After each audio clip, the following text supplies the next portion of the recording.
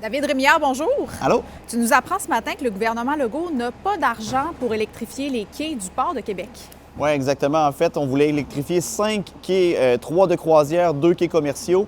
Et finalement, la contribution du gouvernement provincial, ce sera impossible. Il n'y a plus d'argent dans les programmes sur lesquels le port voulait appliquer. Le gouvernement fédéral avait proposé 22 millions. Québec, on voulait aller chercher 20 millions et le port allait allonger 10 millions. Et là, le montage financier sera incomplet et donc le projet a été réduit. On est en pourparlers avec le cabinet de la ministre des Transports, Geneviève Guilbeault, pour obtenir de l'argent de Québec pour un projet de 2 quais seulement, un de croisière et un commercial. Et tout ça, c'est pour décarboner les activités du port de Québec. On veut réduire les gaz à effet de serre émis par les gros navires de croisière qui sont accostés à quai.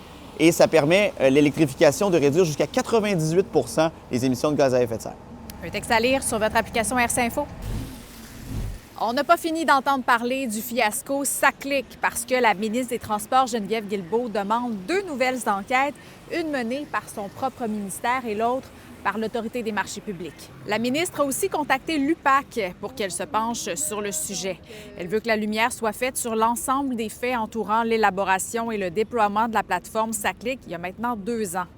La semaine dernière, la vérificatrice générale révélait dans son rapport que les coûts ont explosé d'1 demi-milliard de dollars et que des renseignements stratégiques ont été cachés aux parlementaires par les dirigeants de la Société de l'assurance automobile.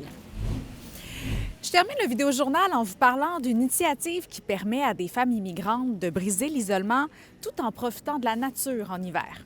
Depuis 1 an et demi, l'organisme Étoile Migrante organise des activités en plein air dans la région de Québec pour les femmes immigrantes. Dimanche dernier, une vingtaine de femmes ont enfilé des raquettes au sentier du Moulin à Lac-Beauport. Elles ont fait de nouvelles rencontres, mais elles ont aussi contribué à un projet de recherche qui étudie la place des personnes racisées dans le plein air québécois.